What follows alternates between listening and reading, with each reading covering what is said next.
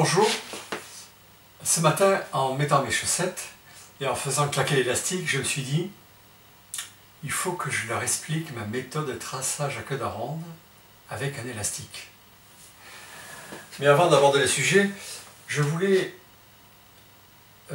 démystifier la queue d'aronde, le traçage de queue d'aronde.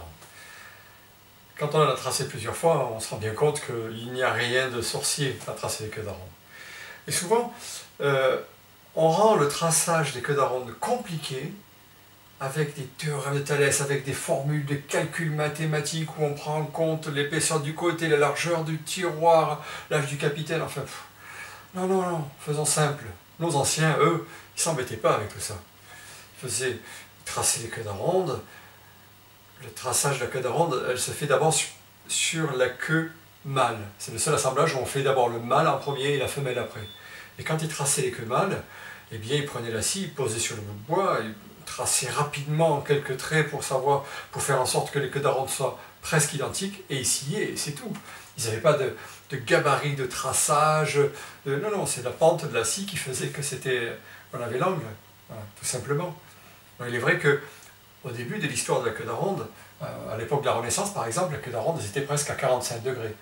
Il n'y avait qu'une seule queue d'aronde.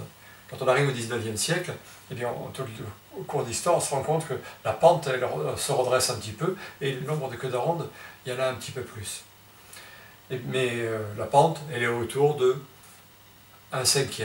1/5, ce qui veut dire que sur un rectangle qui fait 5 cm par 1 cm, la diagonale, c'est à peu près la pente de la queue d'aronde. Mais ce n'est pas le plus important. C'est pas le plus important. Ce qui est important, c'est que les queues d'aronde soient bien faites, c'est-à-dire que la queue d'aronde mâle rentre bien dans son emplacement. Voilà, c'est ça, c'est tout ce qu'on demande. Voilà. Là, je vais vous montrer une photo que j'ai prise sur... voilà, donc cette photo-là, elle a été prise chez un artisan qui était en train de restaurer un meuble, et puis j'avais trouvé amusant de voir que sur les queues d'aronde, il y en a une qui est vraiment petite, quoi. Voilà. C'est pas important. Ce qui est important, c'est qu'elle soit plutôt bien faite. Là, j'ai un autre exemple. Voilà. Sur cette image, c'est un travail fait par une de mes stagiaires, et on voit que toutes les queues d'aronde sont identiques. En fait, elles ne sont pas toutes identiques. Il y en a une qui est plus large que l'autre. Elle fait environ 2 mm de plus. Mais c'est pas grave, c'est pas important. Ce qui est important, c'est que le joint entre l'entaille soit bien fait. Voilà. Donc, démystifions la queue d'aronde et allons au plus simple. Je préfère que l'apprenti passe plus de temps sur l'ajustage de la queue d'aronde, sur l'exécution, l'habilité du trait, voilà, de bien suivre un trait, ça c'est important. Par contre, le traçage, la répartition des queues d'aronde, ça c'est... il ne faut pas se prendre la tête. Alors je vais vous montrer le traçage des queues d'aronde avec un élastique. Allez, on va à l'atelier. Bon, ben finalement on n'a pas pu aller à l'atelier. Le confinement nous conseille de rester à la maison. Donc je n'ai pas pu aller à l'atelier, je reste ici dans mon salon, sur ma table de salle à manger. Bien, alors, pour l'exemple, j'ai pris un morceau d'aggloméré sur lequel j'ai mis un petit bout de papier pour simuler un côté de tiroir. Comme je l'ai dit tout à l'heure, le tiroir, pour tracer les queues d'aronde, on trace d'abord les côtés de tiroir, la partie mâle de l'assemblage, pour après utiliser cette partie mâle de l'assemblage comme gabarit pour tracer les façades et les arrières. Voilà. Donc, d'abord, la première chose à faire, c'est bien sûr de faire le signe d'établissement. Donc, admettons que le signe d'établissement soit ici en haut et que cette partie-là, ce soit le bas. Et ici, nous avons la façade sur laquelle il va y avoir l'assemblage à queue d'aronde. Ici, j'ai mon trusquin. Je règle mon trusquin à la longueur de queue d'aronde. Là, en l'occurrence, je vais mettre 15 mm. Et je trusquine ici la longueur de mes queues d'aronde. Alors quand je disais que nos anciens, ils ne traçaient pas les queues d'aronde, ils ne traçaient rien, en fait la seule chose qu'ils traçaient, c'était celui-là. Je vais le faire au stylo bic pour qu'on puisse mieux voir à l'écran. Voilà, en fait ce trait de trusquin, celui-là, il est obligatoire, on est obligé d'avoir au moins un trait, ce trait trusquin. Oula. En plus de ça, le bord n'est pas tout à fait droit. Je vais essayer de prendre ça.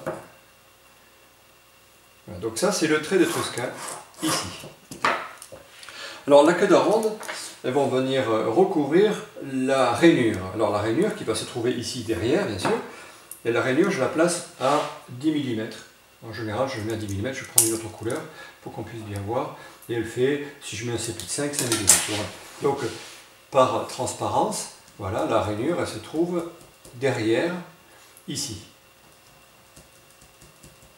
En admettant que là, ce soit le côté extérieur de mon tiroir. Voilà. Ma rainure étant ici, alors, ma pente, je la fais partir à 1 mm juste en dessous. J'utilise ce petit gabarit, c'est rien de bien sorcier, c'est juste une cornière en aluminium. On peut très bien le faire avec une pièce de bois, un tasseau de 30 par 30 dans lequel on vient faire une feuillure. Et après, donc, on vient couper avec l'angle qui correspond à 1/5. Donc, comme je vous l'ai expliqué tout à l'heure. Voilà. Et ici, donc, c'est d'équerre. Alors, l'avantage, c'est que je peux tracer, je peux l'utiliser pour faire comme une petite équerre, d'un côté comme de l'autre. Ou alors, si je le retourne, et bien voilà, je trace ma queue d'arende. Je pose ça dessus parce que, comme il dépasse, l'équerre est plus large, je surélève légèrement. Voilà. Je reprends la couleur, bah tiens, pour les queues d'aronde, on va le prendre en bleu. Voilà, donc ça, ici, j'obtiens un arasement, c'est l'arasement de ma queue d'aronde. Et la distance que j'ai là, je vais la reporter ici, de manière à ce que ce soit symétrique. J'ai 9 mm. 9 mm, c'est ici. Et là, j'ai tracé ce que j'appelle la grande queue d'aronde. La grande queue d'aronde, c'est celle qu'il va falloir après diviser. Et ici, ce n'est pas une interqueue, c'est un arasement, là, comme si c'était un tenon, donc on a la joue avec l'arasement et le bord. Et là, il n'est pas parallèle, il est trapézoïdal. Voilà. Donc là, il va falloir faire la répartition. Pour étudier le nombre de queues d'aronde que je vais mettre, souvent ce que je préconise, c'est de dessiner au crayon. On va dessiner une queue d'aronde, pas trop petite, pas trop grande non plus. Et puis, il faut qu'on puisse faire une queue d'aronde qui soit assez jolie par rapport à la largeur de mon tiroir. Souvent, j'ai remarqué que la queue d'aronde, elle rentre dans un rectangle du nombre d'or. Un nombre d'or 1,618. Donc si je prends ça et que je multiplie par 1,618, j'obtiens une proportion qui est assez sympathique pour la largeur de la queue d'aronde. Ceci dit, souvent, dans mes tiroirs, j'ai souvent eu affaire à des queues d'aronde et elles sont souvent autour de 25-27 mm de large sur mes tiroirs. Et ça fait à peu près la largeur de mon pouce. Alors c'est pratique parce que du coup, j'ai juste à faire ça. 1, 2, 3, 4 pour savoir le nombre de queues. Voilà, 4 queues d'aronde. Là, je peux peut-être en 5e, 5, ça va peut-être faire des queues d'aronde un peu trop étroites. Donc, je prends la décision d'en faire que 4. Donc, 4 queues d'aronde. Et donc, 4 queues d'aronde, ça veut dire 1, 2, 3 interqueues.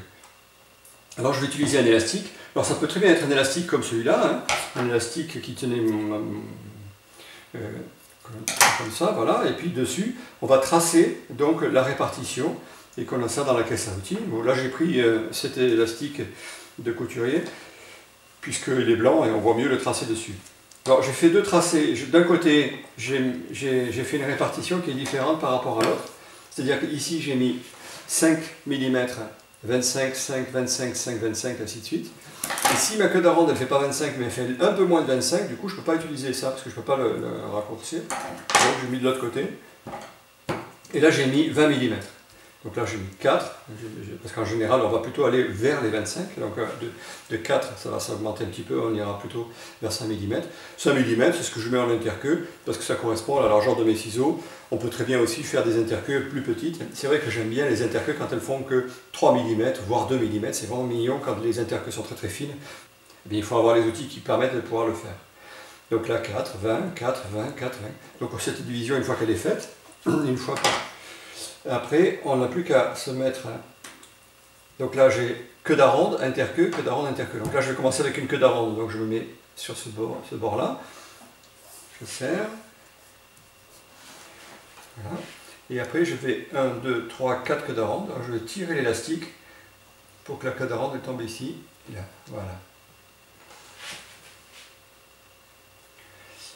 Après, avec un crayon, je viens marquer le bout de mes queues d'aronde, donc les interqueues, le début des interqueues qui se trouvent ici. Voilà, si j'avais pris l'autre côté, on aurait eu le même résultat. Hein.